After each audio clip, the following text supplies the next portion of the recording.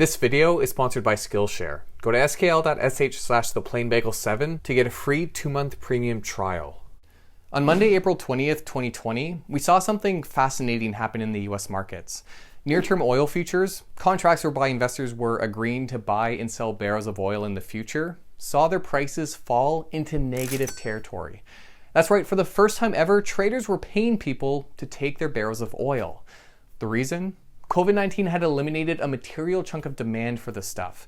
And with oil producers still pumping crude from the ground, storage facilities were running out of space, leaving traders desperate to offload their contracts before they actually turned into barrels of oil they would have to store themselves.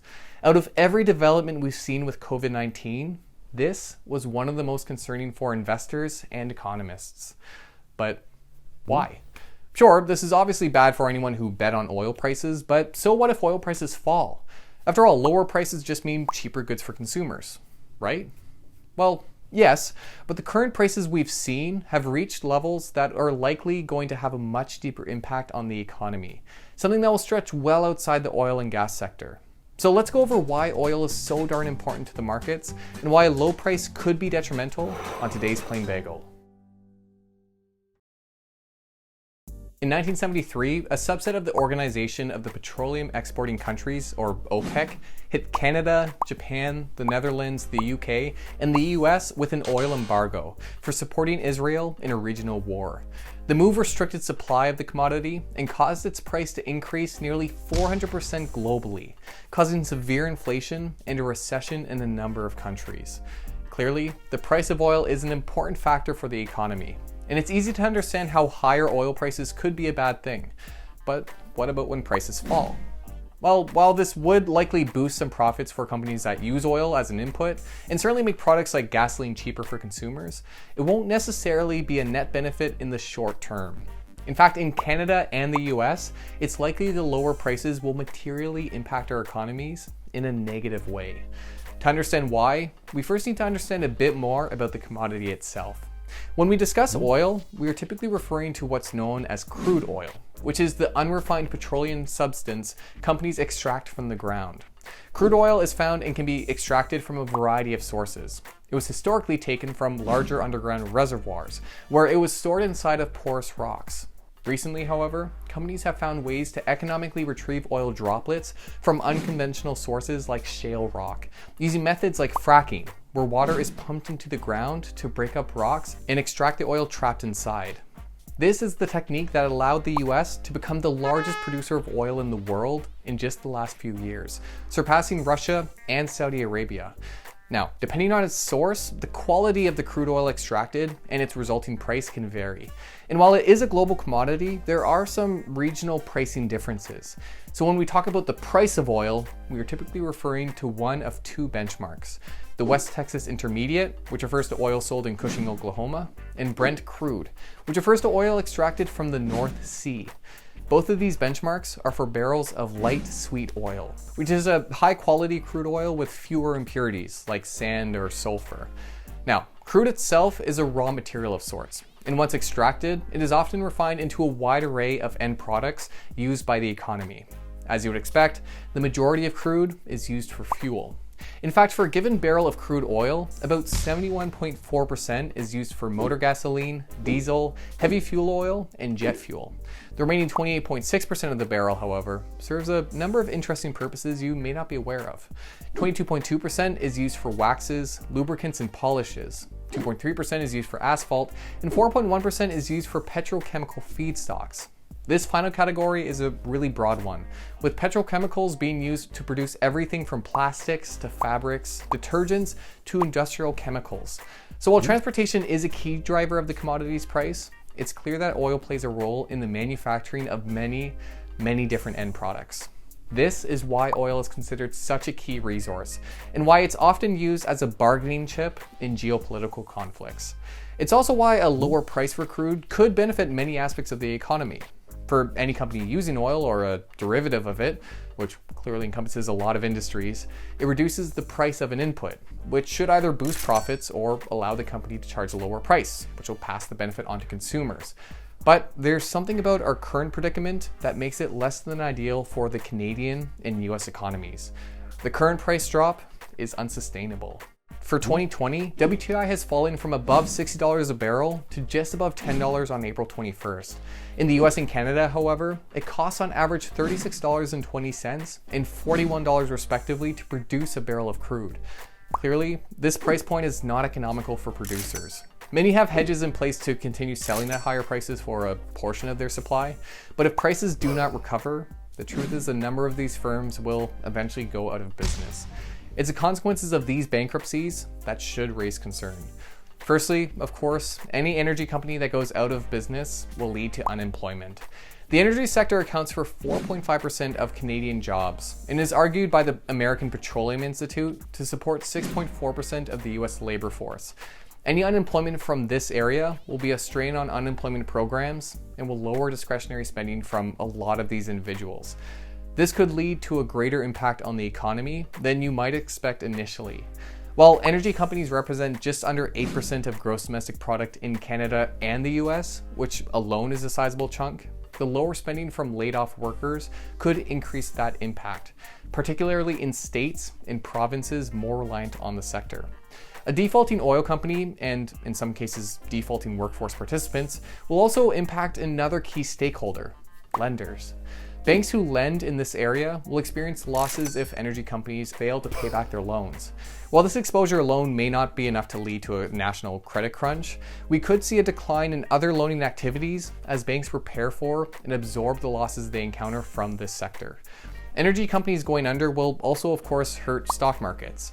Energy only represents 3% of the S&P 500, but it's a sizable 13% chunk at the S&P TSX composite, meaning investors who use index funds have meaningful exposure to the industry. And quite frankly, unless you invest in an ESG or green fund, many active ETFs and mutual funds provide some exposure to the area as well. There are also a lot of companies with ties to oil that aren't in the energy sector explicitly, like railroad companies that transport crude. So we could see the impact seep into other industries as well. But even outside the world of commerce, there are some key consequences of energy companies faltering. For example, government revenues. You see, oil companies don't just pay taxes, but in Canada and the US, they're also required to pay royalties for using government land. In Canada, the government receives an average of $14.8 billion a year from energy, 11% of the government's revenues from this one sector. Now, the US actually currently subsidizes its oil and gas sector, so they collect much less relatively currently. But for the Canadian government, there's much more at stake. This is particularly important given the current fiscal stimulus. With COVID-19, governments are spending more than ever to sustain the economy, and a large loss of tax revenue will make it more difficult to accumulate the necessary funds for this program. Surprisingly, there may even be environmental consequences to companies shutting down. Now, I'm not going to argue that oil companies shutting down will be a net negative for the environment, but a big problem in Canada and the US is orphaned oil wells. Companies are required to seal and restore land when operations at a well cease.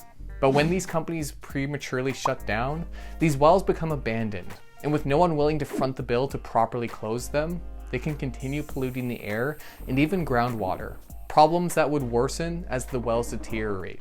It would likely require spending from the government to correct, another strain on tax revenues. So these are all problems we may see if the oil sector in North America continues to suffer.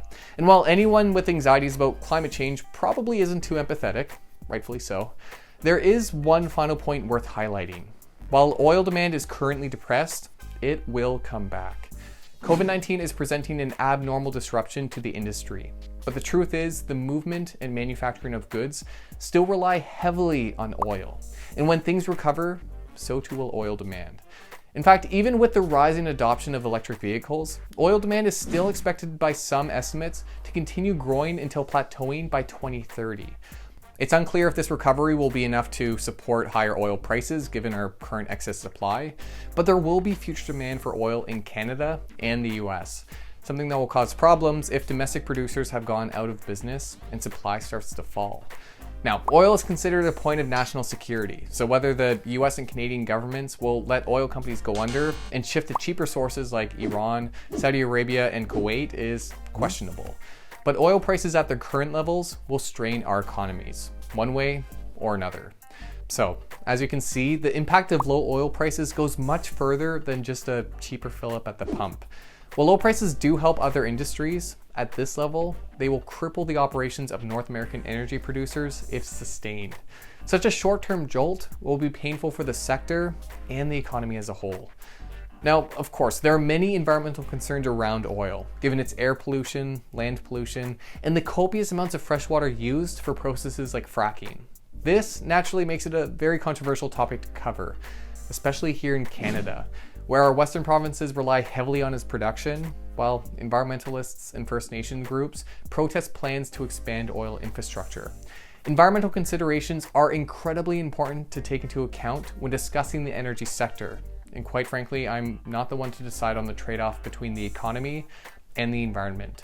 But the point of this video is not to tell people how things should be done, but to explain how things currently are, so that investors and other stakeholders understand our current dependence on oil and its influence on the economy.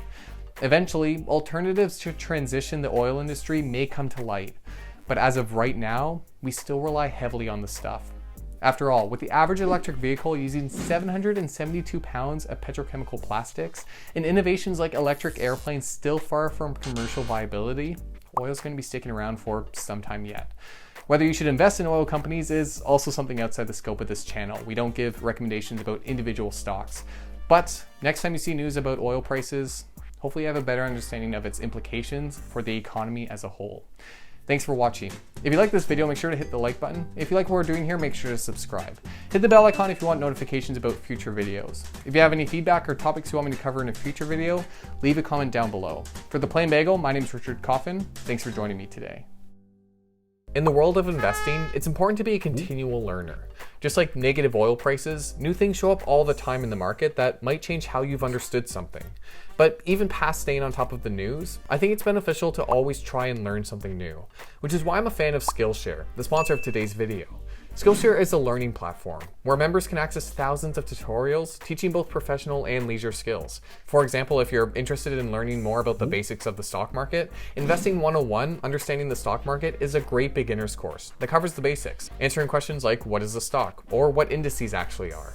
Or if you're looking to hone your creative side, I personally found Art School Bootcamp Harnessing Color to be a quick and helpful series explaining the basics of creating color palettes. And there really is more than can be listed, with videos going over everything from videography to web development. It's a really cool and affordable service, and if you're interested in trying it out for free, the first 1,000 people to go to skl.sh/theplainbagel7, link in the description below, will get a 2-month trial of the premium membership to give it a shot.